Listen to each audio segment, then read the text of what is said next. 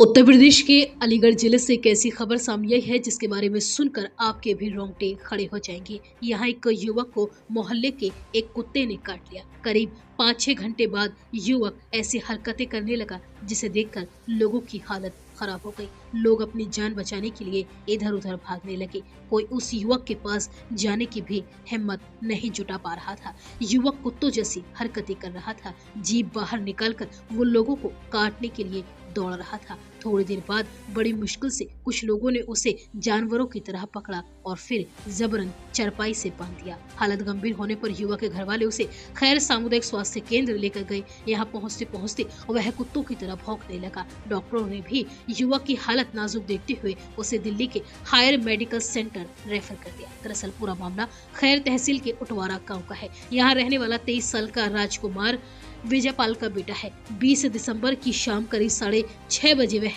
गांव में घूम रहा था, तभी उसके पैर में अचानक एक आवारा कुत्ते ने काट लिया। घर लौटने पर यह बात उसने अपने घर वालों को बताई। इस पर घर वालों ने घाव धो दिया। फिर गांव में प्रचलित तौर तरीकों के हिसाब से उसके घाव पर मिर्च लगा दी गई। इसके बाद रामकुमार घर पर ही रहा। पिता विजयपाल ने बताया कि 20 दिसंबर की रात करीब 9 बजे तक बेटा पूरी तरह से सामान्य था। उसे खाना भी खाया, लेकिन रात करीब 11 बजे से अचानक उसका व्यवहार बदलने लगा।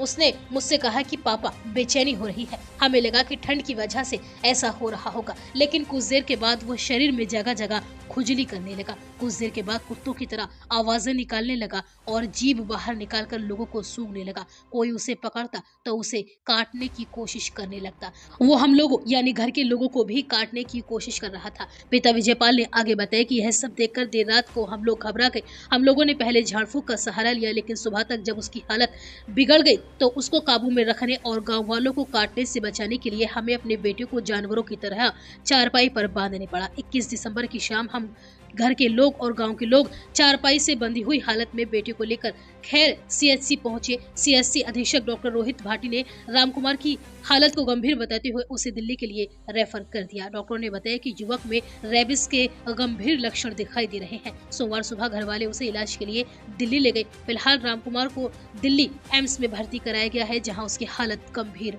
बनी हुई है।